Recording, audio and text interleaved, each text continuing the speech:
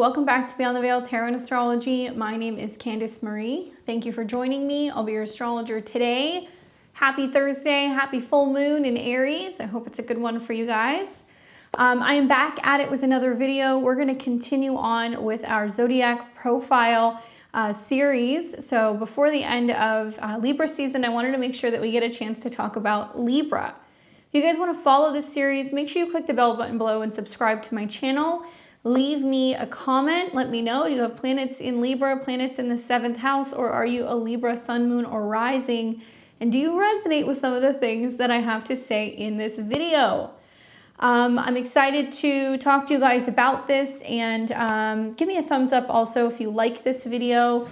As many of you guys may or may not know, I also teach astrology. So I've been creating these kind of like bite-sized videos where I break down all of the 12 signs and the archetypes. But if you're interested in learning astrology with me, I have a beginner's 101 course where I talk all about how to learn how to read a natal chart, the houses, the aspects, the signs, the planets, as well as a 201 course, which is a little bit more advanced. This is really taking a look at transits and prediction methods like progressions and anything revolving around return charts.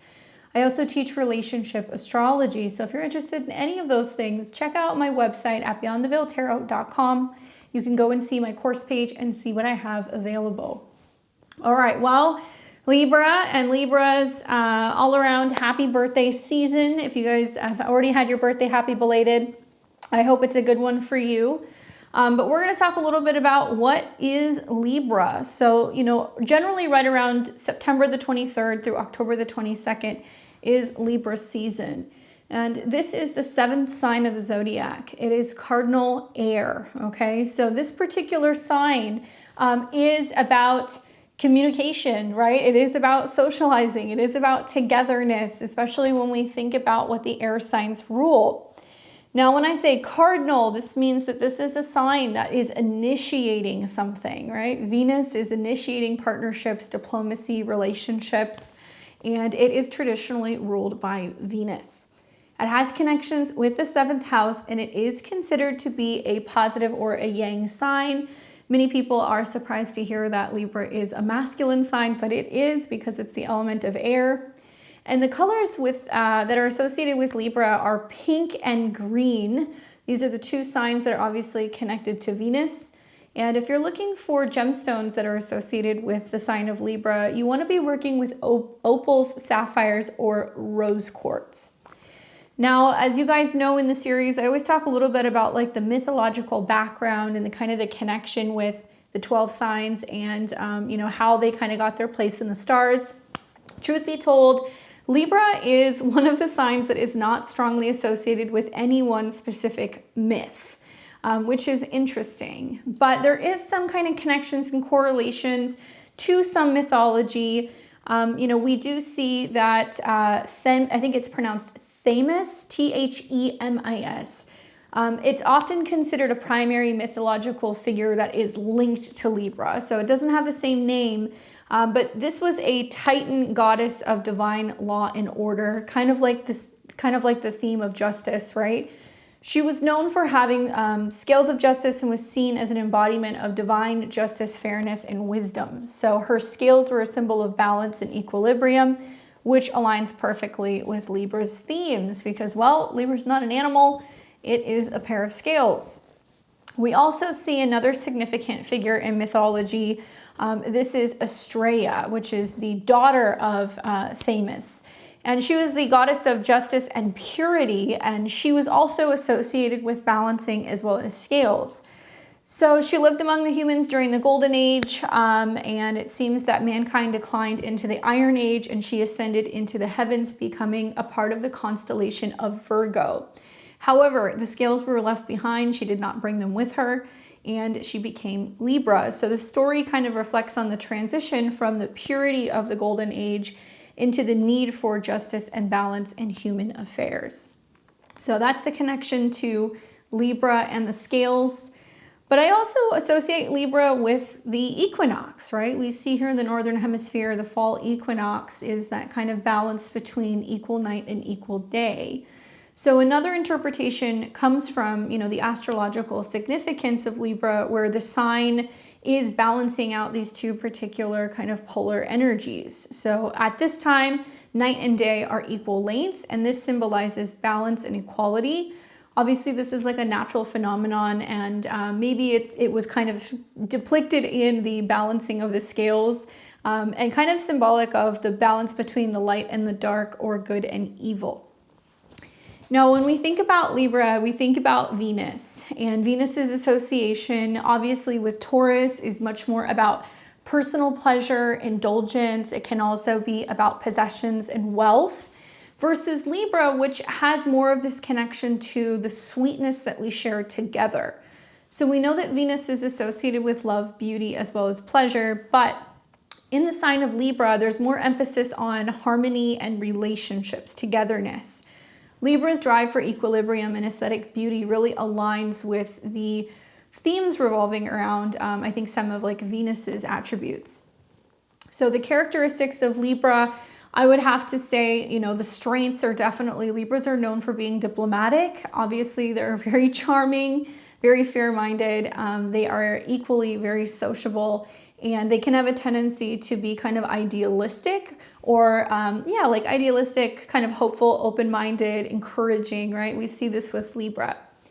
But some of the challenges that Libra placements definitely deal with are indecisiveness, okay? Not being able to make up their mind, checking in with other people before making a decision, avoiding confrontation.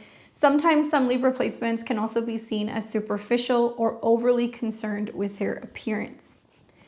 Now, as for archetypes connected with Libra and how to kind of better see the sign kind of out in the real world, for me, one of the biggest is going to be like the diplomat, right? Like the person who is able to kind of be able to work on affairs and relationships and kind of extend an olive branch. This can also be somebody who's really focusing on, you know, developing like unions. It could be business unions, connections, collaborations, anybody who's kind of stepping forward and trying to initiate some type of partnership for a bigger reason of sorts. Now, Libra is also connected to the artist, right? I think maybe Taurus and Leo would challenge that, but Libra is associated with Venus, and Libra's connection to Venus is more about aesthetics, right? So I've kind of talked about how Taurus is more kind of the natural beauty. This is something that doesn't need all of like the superficial kind of stuff that's added on, versus Libra comes in and it knows how to style, or it knows how to add aesthetics or makeup or contour, you know, change something about kind of the environment or even like the lighting to be able to make it look more appealing. So definitely artistic qualities are kind of connected with Libra, especially if it's anything revolving around art and design. And that could be fashion, that could be makeup, you know, anything like that is definitely a strong kind of correlation and connection to the artist. Now, Libra is also known as the peacekeeper, you know, the mediator, right? This is one of the qualities that Libra has, being able to kind of see two sides of a situation, hearing other people out, finding a middle ground. They're excellent mediators. There's a reason why Libra has connections and associations with the court of law, and being able to kind of blindly make decisions about what is fair or unfair. You guys have all heard the term velvet glove, iron fist. That's very much Libra, right? They can be like judge and jury. A lot of people will assume that, you know, they're so well known for being a peacekeeper that they're not going to say anything. But true Libra energy knows when to kind of step up and be like, okay, this is right and this is wrong. Or, you know, we're going to keep the peace until somebody kind of disrupts it, and then they're going to kind of hit back. There's also connections and correlations with the archetype of the judge. And this is because Libra is about making those decisions, weighing those decisions, deciding which side, you know, is in balance and which is out of balance, who's being fair, and what the penalty is to pay for not following the rules. Obviously, these are just a few of the archetypes that I came up with associated with Libra. There's tons of them. I would say like the partner, the lover even, that could be another one, because Libra does focus on our relationships with other people. But that's not limited to just romantic relationships. Although Libra or the 7th house could be seen as your committed relationships, like your boyfriend, girlfriend, your spouse, somebody that is your business partner. Your 7th house is also your marketplace. And this is where you sell things, you give your services. This is where you meet others, right? This is the descendant kind of connection. So when the sun goes down, right? The descendant, this is where we go and meet other people. This is when we go out and grab a drink after dinner. We, go and have our dates, and we meet with like romantic partners. So the 7th house, or the energy of Libra, really does kind of represent how we show up with other people and also our shadow. Think of Libra as kind of like a mirror, right? It's reflecting the 7th house back to the ascendant. So it's really kind of talking a lot about who our shadow energy is, and also what we have a tendency to kind of bring in and attract with other people. So there's a reason why we will have a tendency to attract people who have placements like within our 7th house or along our 7th house cusp, because that is the shadow energy of ourselves. So Libra is really interesting in that way, that it's able to kind of mirror some of the energies that we may not always see. Now, everybody always asks me the difference between a sun, moon, and rising sign. My favorite game to play is the sun, moon, rising sign. In my experience, when I think about like Libra suns, there's going to be a lot of similar characteristics because they're going to be the same sign. I just want to put that out there. But obviously the sun is like the core identity, right? So the core identity is going to be focused on Libra things: fairness, balance, relationships, seeking harmony, being social. And I do feel like Libra suns do have a tendency, all the Libra placements, but the suns have a tendency to have symmetrical features physically, right? They may also have like a pleasing or harmonious kind of look. That's part of the benefit. If you're like a Taurus sun, moon, rising, or Libra sun, moon, rising, you're ruled by Venus. So these signs tend to be people who are just naturally beautiful, right? They have a great kind of attractive quality about them, and it seems very effortless. So I see that with a lot of the Libra placements. Generally, they care a lot about their appearance. They care a lot about dressing in stylish ways and just being pleasing kind of in their demeanor. I also find that Libra suns are more so graceful than the Libra risings and the Libra moons. They have a much more kind of diplomatic demeanor. They have a tendency also to mirror the energy of other people and try to kind of create harmony between themselves and others. So you really see that like Libra energy kind of come through the sun.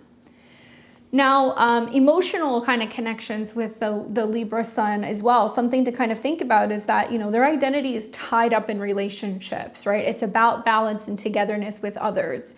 So they have a tendency to try to avoid conflict more than some of the other placements. I do find that, they can sometimes be indecisive or too focused on what other people think.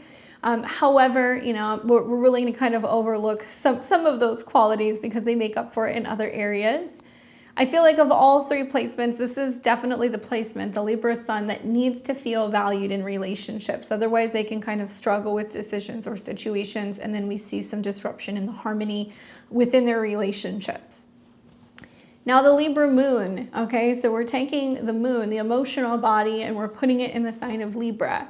So their emotional nature is more peaceful, creative, kind of diplomatic. And generally their emotional responses are tempered by a desire for harmony. And they also, I feel like, need a lot of balance when it comes to their relationships. Maybe their relationship with their family or with their home or with their spouses are very significant. These are the ones that I find have excellent style, especially when it comes to like clothing or even like their home decor. It just comes to them naturally, and they may also come from like a family lineage, or they may have a mother figure that was involved in art or some kind of like home design, or even like a business where they're working with homes. It could be real estate. It could also be that maybe they were an architect. I've also seen Libra moons whose moms were involved in like designing homes, like interiors of homes, or home goods and like products. Now, for their physical appearance, obviously the moon is going to be a little bit more hidden than the sun. But I do feel like you can kind of see like a sparkle in the eye of the Libra moons. They have a really warm, inviting expression, and their eyes are very kind of attractive and beautiful. Both the Libra moons as well as the Libra risings have a little bit of like this doe-eyed kind of look. They can have sometimes wider set eyes, and they just have a little bit of like a sparkle to them. And I also find that they're really focused on, beauty within their environment. So they like soft, gentle kind of aesthetics, things that are peaceful and kind of quiet or inviting. They like that within their spaces. And emotionally, I feel like their well-being is tied to their relationships. So they might feel most secure when they're in an environment where they're with others or they're with family or an environment that's kind of peaceful and balanced. Now, sometimes, Libra moons, they have a tendency to really avoid any emotional upsets. They prefer to discuss feelings in a calm or diplomatic manner, and they can be very accommodating, sometimes to a fault, in order to keep the peace. And in terms of their inner life, obviously, there's an emotional need for beauty and art. So they can be more sensitive to some environments. So it's important to be mindful of that. Also be mindful that they can internalize their conflicts and they can be seeking resolution through discussion or compromise rather than confrontation. They want to keep everything kind of even-keeled and peaceful. Now with Libra risings or Libra ascendants, this is a placement that generally gives a more kind of charming and attractive first impression. People with the Libra rising often really value their appearance, okay? They think a lot about social etiquette. They can also act as peacemakers in social situations, and their whole goal, because the ascendant is about kind of the front door of what they're going to be working on in their life, is initiating relationships with others. Now, this could be through sales, this could be through some kind of, working partnership, maybe having clients, maybe there's a huge emphasis on the relationship with with partners in general. But that is kind of their goal. And I can say this because I'm a Libra rising and I've seen a lot of Libra risings. I feel like we're kind of clumsy. I don't feel like we have some of the gracefulness that you kind of see with the Libra sun and the Libra moons. Although, we do strive for making sure everything is symmetrical and kind of balanced. And we really can pick up on the importance of making sure that everything is kind of aesthetically pleasing. Now, the physical appearances connecting to Libra risings, obviously, they care a lot about what they look like. They have a tendency to be very charming, and their features tend to be very balanced. Nothing really seems kind of out of balance. Everything is very symmetrical. And generally, their appearance sets a tone for their approachability. And so they really try to kind of be warm and inviting in their demeanor. And also they love socializing with other people. Libra risings are, I think, very much like a social butterfly.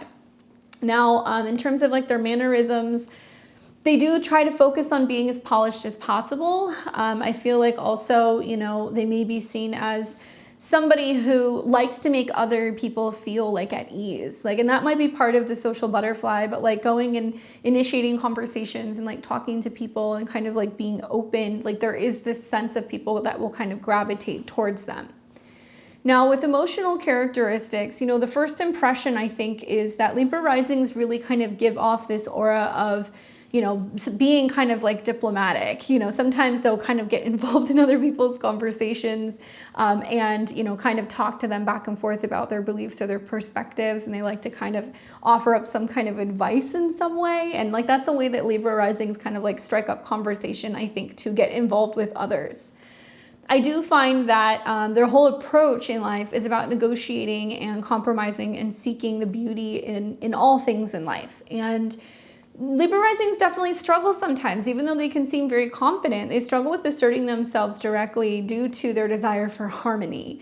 And when you have a Libra rising, all of your houses are inverted. So you're immediately kind of considering the other sign in that house. So there's always a sense of kind of thinking and going back and forth between two different options, two different situations or scenarios. So it can take them a little bit longer, I think, to make decisions because they're kind of considering different paths. I do think that they're generally pretty kind and emotionally well-rounded. I would say that sometimes Libra risings give the impression of being kind of fake. And I don't say that in a negative way. And like I said, this is coming from a Libra rising, but there can be so much focus on their aesthetics and so much focus on their appearance and what they're giving off that they're very critical of themselves. And so some people can kind of look at that and be like, what's going on? They're too well put together. Something's got to be off here, And Libra is about the veneer. So it's about what other people see, what other people think, what other people find attractive or beautiful. So Libra risings will spend a great deal of their time making major changes revolving around their aesthetics, their style, their body, their kind of demeanor to please other people. And I would say to Libra risings, that can be kind of exhausting. You know, you'll do that for a period of time until you start to kind of realize what works for you. And if you're dealing with a Libra rising, know that if something looks too good to be true, it probably is, because they're just overthinking everything.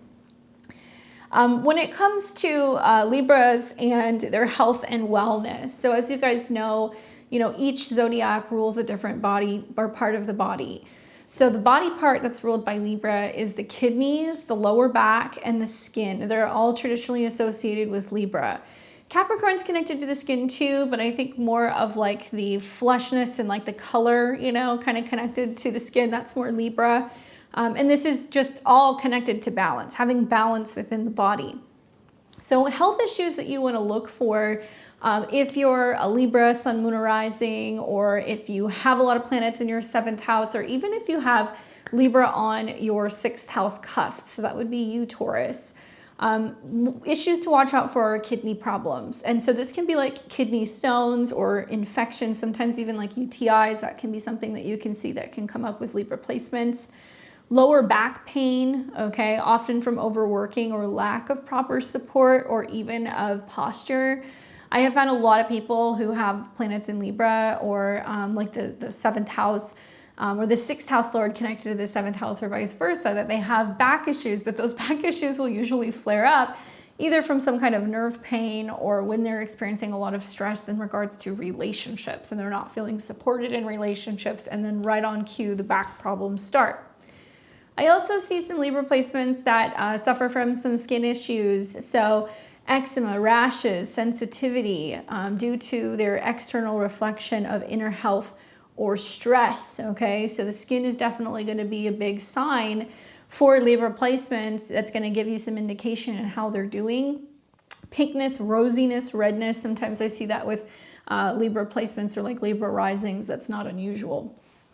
Now, to better kind of balance things out, if you have some Libra placements, something to think about is that balance is the key, right? And that could be seen as, the need for balance in your health routine, regular exercise, balanced diet, ensuring time for relaxation. This is crucial for Libra placements. Remember, you're ruled by Venus, so you do need leisure as well. Sometimes it can be, too much work, too much play, and not enough downtime, and you're feeling imbalanced. Then we also want to pay attention to kidney health, like I said. So drinking a lot of water, reducing caffeine and alcohol intake, consuming anything that's kidney supporting. So foods like cranberries can be really helpful. And there's a whole ton of herbs also that you can use to support your kidneys. Stress management as well, because, well, given Libra's kind of like aversion to conflict, stress can build up, and practices like yoga and meditation can be really helpful, as well as any form of art therapy can be beneficial for Libra placements. And regular checkups, but I think that's just in general. I think I would say that to all of the signs. Libras have a tendency to kind of like avoid confrontation, and I think that extends to their health as well. So like regular health checkups is advised to catch any issues early. Now, like I said, Venus, right? Venus is connected with Libra. So what I'm going to do is I'm going to talk about planets in Libra, and then we're going to talk about planets in the 7th house, and we're going to talk about Venus. So we kind of get a little bit of like a broader picture. So even if you're not a Libra, sun, moon, or rising, if you have planets in your 7th house, or if you have planets in Libra, you're going to get a little bit of information from me today. Now, planets in Libra in general, right? So there's going to be some planets that are going to behave better than other ones. So that's just something to kind of like think about.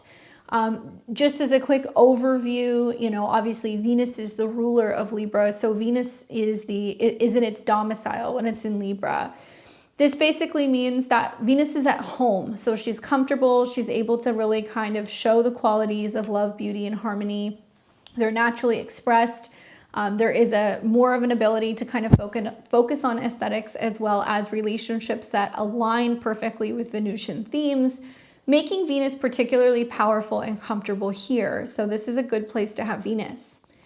Now, Equally, when we see the sign of Libra, we have some exaltations. So Saturn is exalted in Libra, so it performs very well here. So even though Saturn is traditionally associated with Capricorn or Aquarius, this is the sign where I think, Saturn can do some of its best work. It basically means that it performs exceptionally well. And Saturn obviously represents structure and discipline and time. When it's in Libra, it can create, lasting, fair, and balanced structures, particularly in relationships or legal systems. So here, the balance of Libra really softens Saturn's harshness, and it leads to constructive outcomes. So if you have Saturn in Libra, it's a really great sign to have. Now, the sun is in its fall when it's in Libra, okay? So the sun is in its fall because it's in the opposite sign of its exaltation in the sign of Aries. And this means essentially that when the sun is in Libra, it struggles to express its full potential, right? The sun is the ego, it's the identity. So when you have the sun in Libra, it's wrapped up in other people. So the drive for self-expression and individuality can clash with Libra's need for partnership and balance. And this potentially leads to some issues revolving around not seeing yourself so clearly, maybe putting yourself on, the back burner in favor of harmonious relationships, and sometimes kind of like losing yourself in relationship with another. And obviously Mars is in its detriment when it's in Libra, right? Because it's in the opposite sign of its domicile, Mars. So, essentially we've got Mars, the planet of like action and war and aggression and desire, moving through a Venusian sign. This is all about diplomacy, peace, and compromise. And Mars doesn't like to compromise. So when we have Mars in the sign, its directness is softened and sometimes even misdirected at other people. And it can lead to like indecision, suppressing anger, feeling out of balance, taking too quick of moves or actions when it comes to relationships as well. So keep that in the back of your mind when we think about planets that are in the sign of Libra. All right, so we talked a little bit about the sun in Libra, the themes revolving around that, but just in a nutshell, this is basically meaning that, the sun in Libra focuses on harmony, fairness, and relationships, and that the identity is often tied to other people. It doesn't have to be romantic partnerships. It can be relationships with friends, family, coworkers, even. It really depends on the house that the sun is in. But definitely, I feel like a Libra sun might choose a career in like diplomacy or in the arts, where they're able to balance their career, right? The sun in connection and correlation to arts and other people. Now, a Libra moon, on the other hand, their emotional needs are going to be tied up in relationships and harmony. So they don't like emotional turmoil. I find that moon in Libra placements, they seek partners, like they like partnership, especially those who can provide emotional stability and or beauty, and often some value, often valuing, peace over emotional depth. Now, if you have Mercury in Libra, this means that you have the planet of communication in the sign of Libra. So your communication style is generally diplomatic, you're seeking balance, you will also avoid direct confrontation. But I do feel like there is a sense of being very knowledgeable in how to communicate and talk to people, how to make a sale, how to negotiate, right? How to meet in the middle. So for example, like a lawyer, who uses persuasive kind of communication, might have Mercury in Libra. There's definitely a sense of having much more of like a flair for the ability to find a middle ground rather than argue, right? And use kind of like aggression. They can kind of be persuasive and kind of work together, or, kind of paint a picture for their client. Venus in Libra, like I said, it's a great placement to have in its domicile. This basically means that there's enhanced appreciation for beauty, art, and relationships. I find that people who have Venus in Libra, they love art, whether that's collecting it or, creating it. They like interior design, focusing on aesthetics as well as balance. And also they have a great sense of style, whether that's for themselves or for other people. Mars in Libra, this is a placement where, action is definitely going to be moderated by a need for harmony. So aggression is often a little bit more subdued, and it can be kind of like expressed more diplomatically. So it's a lot of like, what are we doing together? Like, where are we going together? taking action in relationship. And like I said, it's a bit debilitated here because it's in its opposite sign. But I think that this could be seen as like a placement of someone who resolves conflict through negotiation rather than through force.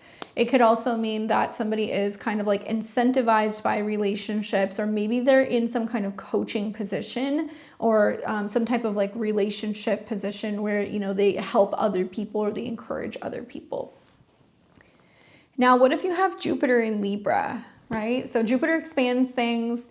It expands one's philosophy and beliefs towards justice, fairness, and relationships. So here it encourages growth through partnership, right? And like the lessons that we learn through relationships, the places that we travel with relationships, and like how we grow together. So as an example, you know, a person may find success in like international law or diplomacy with this placement, promoting peace and also understanding on a global scale.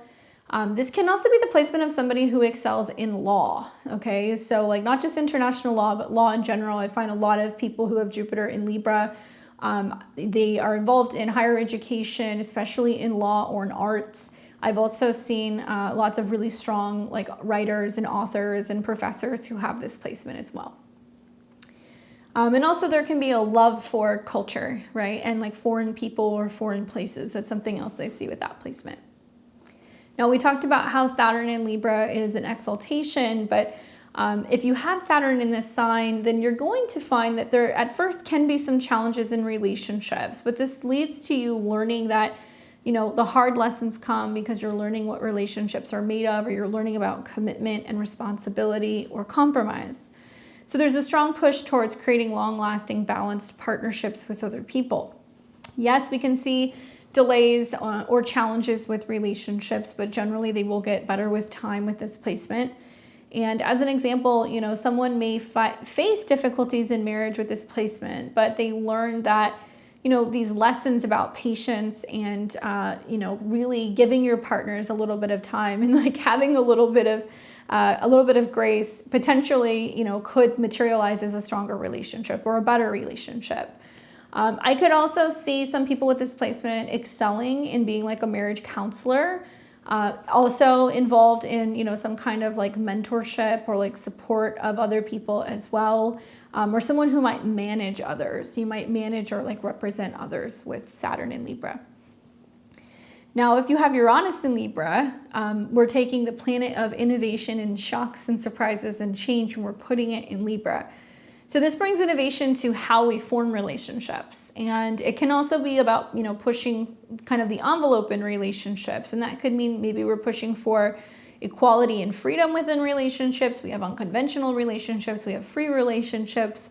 Maybe it means that we're revolutionizing the way that we look at relationships, and like we play a role in that in society, especially like the norms revolving around marriage and commitment with Uranus in Libra. When I think about this placement, I mean, I feel like, you know, especially those of you guys who have it, you know, you guys were kind of born when there was a surge of like non-traditional relationships were happening, right? Kind of like coming out of the 70s, you know, or actually coming out of the 60s, going into the 70s, and starting to kind of see that like divorce was becoming more normal, right? There was changes going on like with the nuclear family.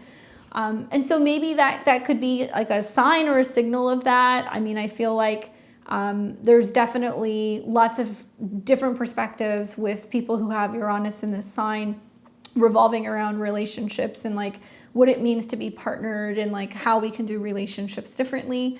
Not all of them are going to have the same perspective. It's going to be based off your 7th house and other placements, but I definitely feel like those are the placements of people who need a little bit more freedom when it comes to relationship identity. We have Neptune in Libra. So this basically, this means that, you know, yes, we can idealize love and relationships, right? That is possible here. But this is often about kind of, you know, thinking about what does it mean to be in the perfect relationship? Or maybe it's about kind of blurring the boundaries between fantasy and reality in partnership. Yes, it can inspire, you know, romantic art or spiritual kind of creative projects or film. It can also be about really significant, almost like spiritual soulmate type of partnerships, but it can also lead to disillusionment because it's Neptune. So the positive, I think, with like Neptune and Libra can be like an artist that creates dreamlike romantic paintings, or somebody who creates this very like romantic music. But I think it can also be about, something kind of connected to like soulmate connections. Like I feel like the people who have those placements, or if they have Neptune in the 7th, there can be this sense of like dating dreamy, creative, or kind of spiritual, sensitive people. And there's always two sides of Neptune. So some people who have those placements are kind of like, I date people and I think I know them, and then I get to know them and I realize it's not who I thought it was. So you have to take aspects into consideration with that, but that can definitely be very inspirational if it's kind of nicely placed in the natal chart. And then finally, we have Pluto in Libra. So obviously, this is a generation of people who have Pluto in this sign, and it's all about deep transformation within relationships and the concepts of partnership. We know that Pluto is the good, bad, and the ugly. So we're going to see the darker side of relationships with Pluto in this sign.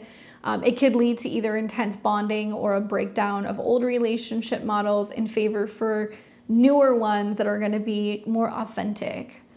Obviously, Pluto in Libra, this is a time period where, I think there was also a lot of significant changes going on in relationships, and changes revolving around, when I think about that time period with like divorce laws and things revolving around like, commitment and like commitment issues, or like where people were starting to kind of see, what it means to be in a relationship that's healthy versus one that isn't. And obviously Pluto can be kind of power struggles. So we can see some people with this placement that have had their fair share of power struggles in relationships.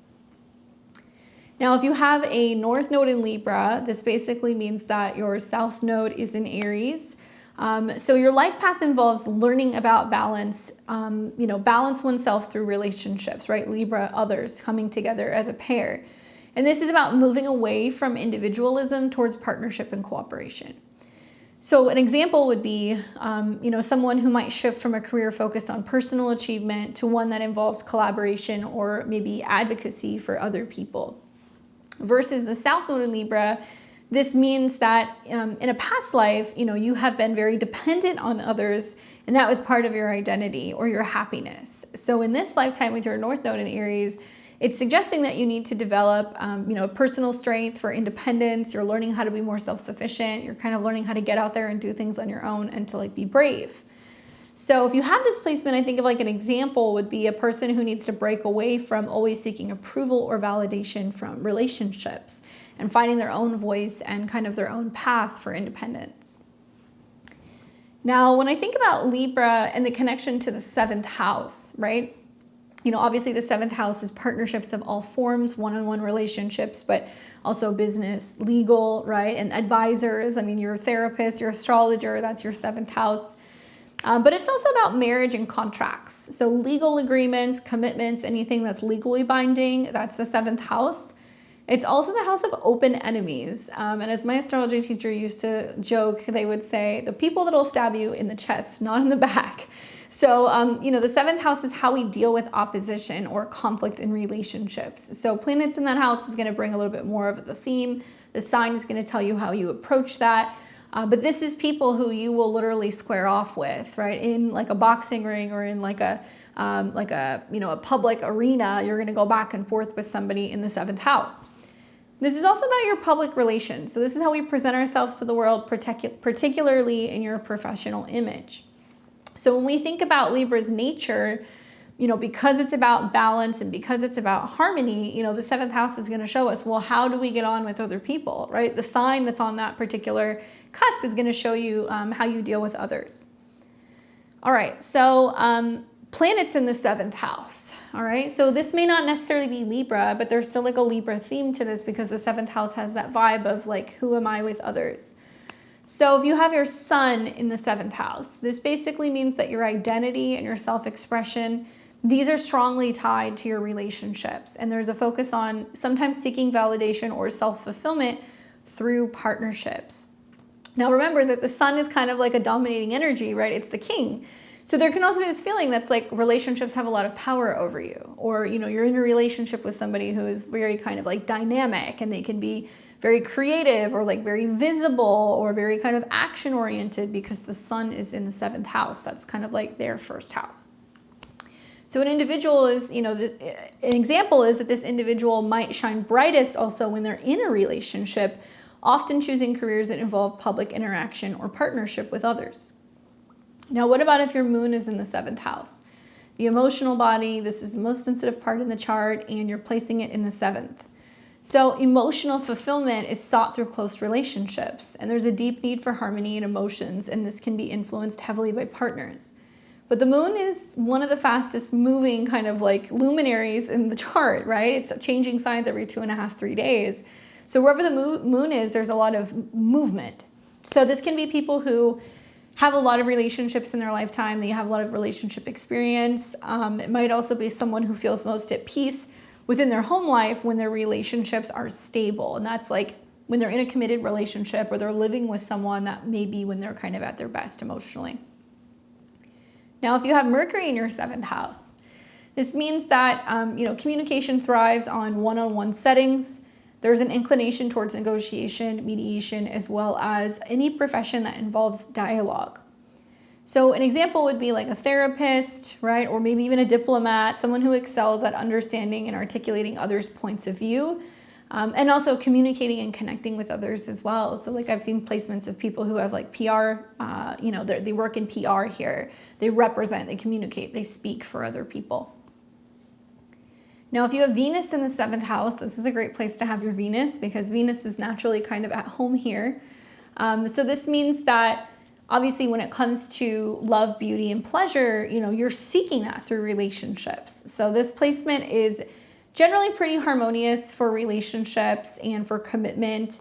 It does indicate you can attract beautiful people. It does indicate that, that you're seeking love, right? Or you're trying to find people. And an example that I have is like an artist who finds inspiration from love, and maybe someone who naturally attracts a lot of like romantic partnerships, or they just really enjoy kind of like being with others, or they like indulging with others, because Venus can be about indulgence. Now, Jupiter in the 7th house basically means that we're taking the themes of Jupiter and we're putting it in the 7th house. So growth, expansion, optimism, all through relationships. Partnerships can bring luck, but there can also be a tendency towards overindulgence or being overly optimistic about love with this placement. Foreign relationships, or being connected to foreigners, or or attracting those people is something else that I see with Jupiter in the 7th house. And it can also indicate a positive like relationship with the spouse, especially if you're a woman, because Jupiter could be your husband. So that's a good place to have it. But this is also like somebody who greatly benefits from mentors or some type of international business partnership or relationship, or having, a therapist, having an astrologer. Maybe it's about having a lawyer even. Like you're going to seek counsel with other people, and that's what's going to bring you a lot of wisdom. Now, if you have Saturn in the 7th house, this essentially means that when it comes to relationships, Saturn is saying that you're being taught lessons of responsibility and commitment. Sometimes we feel limitation with Saturn in the 7th house. And yes, there can be challenges like we talked about with Saturn in Libra, but also long-term stability through perseverance. So it's like once we learn how to kind of get the hang of Saturn in the 7th house, we recognize that the right relationships will actually stay. They will become stronger. There will be a stronger foundation. There will be a new kind of renewal of like your vows or your commitments to one another. But sometimes I see this as a placement where, someone might marry later in life, or they face significant challenges in their relationships, but they learn the value of hard work when it comes to love. Now, if you have Uranus in the 7th house, this basically means that relationships can feel sometimes out of control or unconventional. Maybe lots of sudden changes can be going on here. Maybe you attract unusual, unconventional, or like wild partners. And this can also mean it's bringing in innovative partnerships or a series of separations and reunions. So an example for this would be someone who might have an open marriage or multiple significant relationships throughout life, or like a back and forth relationship. It can also mean that you approach relationships in a very different or unconventional way. So some people who have this placement, they aren't interested in marriage, or, maybe they want to have an open relationship, or they attract people who have some of those interests. Just because you have like Saturn or Neptune or Uranus in your 7th house, it does not mean that that's what you're necessarily looking for. Sometimes that's what you attract. So be mindful of that. If you have Neptune in the 7th house, this means that you can have a tendency to kind of idealize love and relationships. Sure, there can be a spiritual or kind of like artistic connection to relationships. Maybe you bring in artistic, dreamy, spiritual people. But with Neptune, once again, there's also illusions, a potential for deception or confusion in love. So when you have Neptune in this house, I could see it for some of you guys as like, a person who's deeply involved in a spiritual relationship. But, at the same time, overlooking like some of the practicalities of the relationship and like not seeing things as clearly as they could or they should. And then finally, if you have Pluto in the 7th house, this means that throughout your life, relationships will undergo intense transformation, often revealing deep truths about yourself. And yes, there can be power struggles in relationship, but also profound bonding experiences. So an example for me would be like, a relationship that transforms your life completely. And it can be like through therapy or through a significant life event that you have shared with a partner or another person. Now, what about your Venus placement? What does your Venus placement mean, right? So I'm going to take Venus through the houses and give you guys like a brief synopsis of that.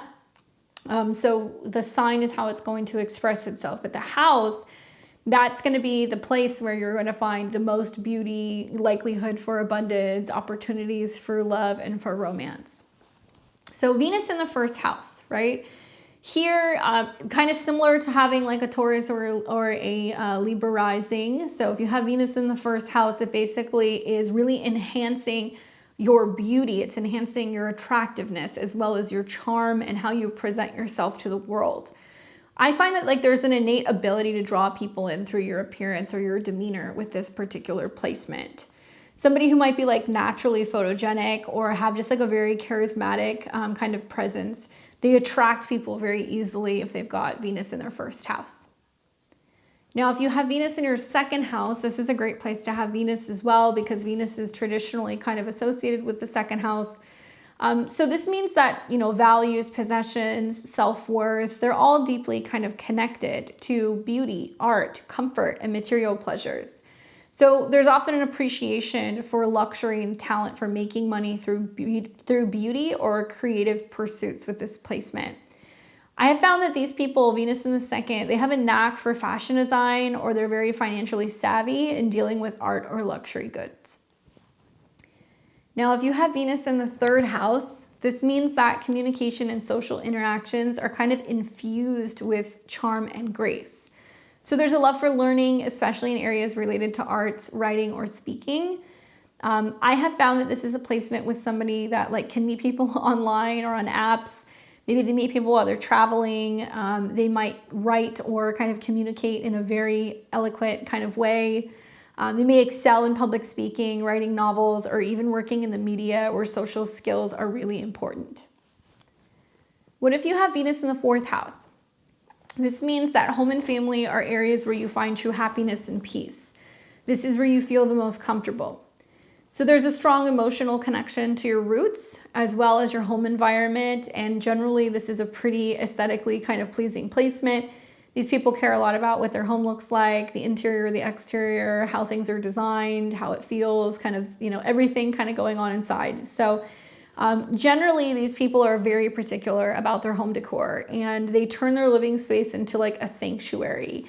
Art, music, beauty, like all of that stuff, comfort, materials and smells and kind of like foods, anything that's going to make this space a little bit more comfortable. And they also generally do pretty well in property or real estate also. All right, if you have Venus in the 5th house, this means that you're taking Venus and putting it in the house that's associated with creativity, romance, and pleasure, right? These are all central themes to the 5th house. So This placement indicates a flair for the arts, generally a love for children, and a life filled with romantic pursuits. So this is a great place to have Venus. It's definitely very fun, lots of love affairs with this placement. I have seen like quite a few passionate like painters or performers with Venus in the 5th. I've seen a lot of playwrights, people who enjoy just really being in the spotlight. They like being on center stage, and whether that's like performing or just being in front of people and being able to show what they can create, that generally kind of brings them a lot of joy and a lot of happiness. And generally, like, they just have a big heart. Like, Venus in the 5th house has a big heart, and they're quite romantic with this placement as well. If you have Venus in the 6th house, all right, so this can be a more challenging place to have Venus, just full disclosure, because the 6th house deals with like healing. It's like cleaning things up. It's responsibility. It's your habits and routine. So there is like a strong connection between work, health, and beauty, right? So individuals here might find pleasure in service, routine, or health-related professions. Maybe you guys love a good HGTV, relationship where you like to like invest in somebody and like flip it.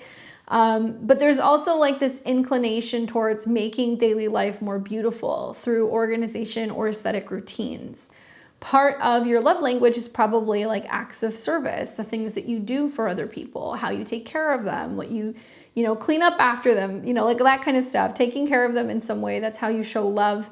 But this is also the house where we feel like we have to air out some grievances. So definitely people who have Venus in the 6th house, there is this like, okay, I can meet love at work or at the gym, but relationships take a lot of work. And there is this feeling of like, sometimes it's like love and war in relationships when you have that placement.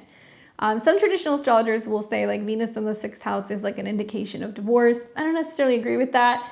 But I do feel like this is definitely a placement where you're going to learn what it means to like really, put in the hard work when it comes to relationships. Now, also, I think as like an example, interior designers that focus on workplaces, wellness coaches, aesthetic health practices, beauticians, this is all Venus in the 6th house stuff. So people who offer services, they specialize in things, they can perfect something, clean something up. They're really good at doing that, is generally Venus in the 6th house. All right, so we got Venus in the 7th, right? So we know that Venus likes being in the 7th house because it's where we partner with others. So relationships are central to one's life with this placement, where love, beauty, and harmony are sought in partnerships. And this is a placement that does indicate that you're very naturally diplomatic, and there's a strong desire for companionship and balance in relationships. So for me, like Venus in the 6th, these people, not only do they like being in relationships, but they like working with other people as well. So they can excel at like marriage counseling, anything that requires diplomacy, or any profession where we're forming, relationships with other people. We have clients, we offer services, like things like that would be really great for Venus in the 7th house. Then we have Venus in the 8th house. So this is definitely another place where it can be kind of challenging to have Venus. So you guys have just been kind of forewarned. Obviously, planets in the 8th house or that are transiting through the 8th house represent major areas where we're transforming something, we're making a change. And this is a house where you deal with things that can be taboo or things that can be scary or stuff that we need to heal. So Venus in the 8th house, it does deepen a sense of love. Like there is transformation in love, there's transformation of intimacy and also shared resources. There's some kind of attraction to psychological, interests or, therapy or the occult or anything revolving around like finances or investments.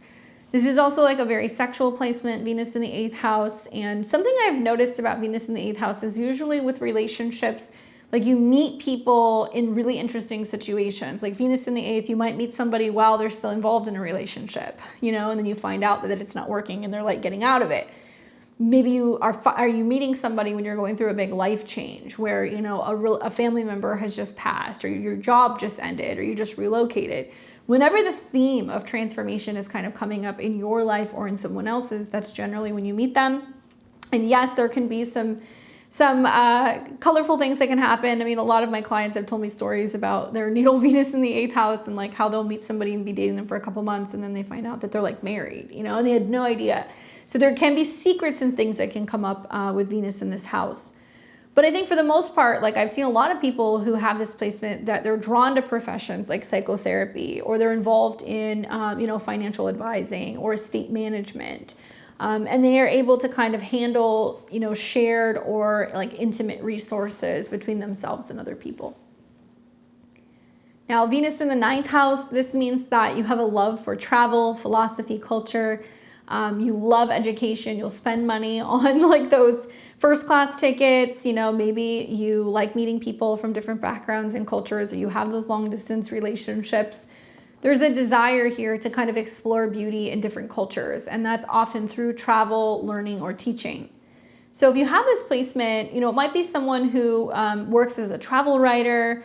Maybe you're a professor in humanities, or maybe a cultural diplomat, expressing love through anything global, or maybe it's going to be about like learning about the arts, learning about beauty and aesthetics.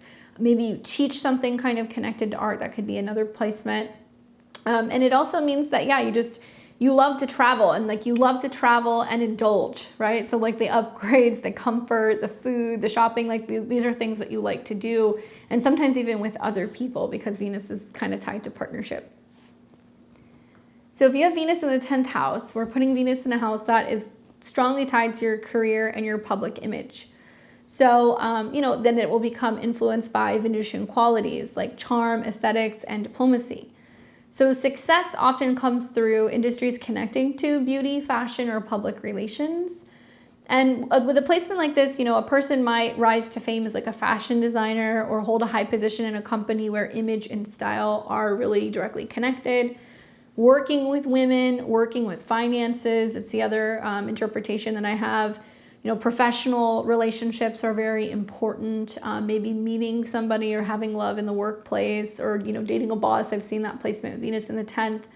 And really appreciating a relationship where it's very public, where there's like a lot of visibility, right? Depending on the sign and the aspects, but generally that's like kind of getting recognition for like who you're with. And also this can be seen as like similar to Saturn, in Libra, or Venus conjunct Saturn. Like having Venus in the 10th house means that the older that you get, the better that your relationships will also get.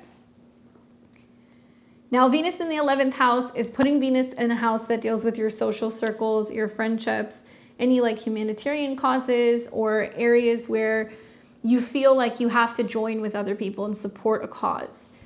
So if it's directly connected to love and beauty, that can actually be really beneficial. There's definitely a focus on group activities and networking here, and ideas that promote peace and equality. So I think of like an individual who might be involved in social movements, volunteer work, community arts, or finding joy in collective efforts towards beauty and harmony. And if you have Venus in the 12th house, obviously, there's pros and cons to this placement. Definitely love, beauty, and self-expression are experienced here on a spiritual or subconscious level.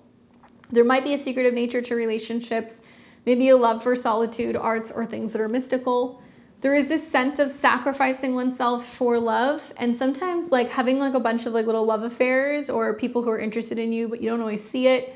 It can also mean that there's crushes or romance that you feel like goes nowhere, or it's hard to kind of express yourself because your emotions are kind of like in a bubble when you have Venus in the 12th house.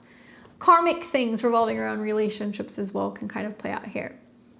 But likely someone with this placement might be drawn to working behind the scenes in roles in films, or maybe they're a poet who writes about like hidden emotional things. Maybe you love engaging in, Venus worship and putting out flowers and listening to music and having spiritual practices that involve, helping other people, or, offerings to other people who might be like less fortunate than yourself. So I hope this is helpful in giving you guys a little bit more insight into Libra, as well as the 7th house placements and planets in the sign of Libra. Once again, I'm wishing you guys all a very happy full moon. Kind of cool to do the Libra video when we're having the full moon in Aries. Don't forget to like this video, give me a thumbs up, and let me know what you think about some of your Libra placements, how you have experienced them, what you're feeling with them. I'm a Libra rising. I have my moon in the 7th house, so I definitely have like a lot of like Libra qualities, and it's interesting to see how they kind of like manifest, especially kind of being in opposite signs. But I'll be back here pretty soon. Just as a reminder, I will not be here tomorrow. I am off on Friday, so we will not be having a live, but you guys can catch me next Friday. I'll be here for some live, either tarot or astrology. I'm not sure what we're going to do yet, but we'll be back next Friday. And make sure you subscribe so you can catch this week's astro weather. And I hope you guys enjoy the rest of your week. I'll see all of you back here very soon. Take care.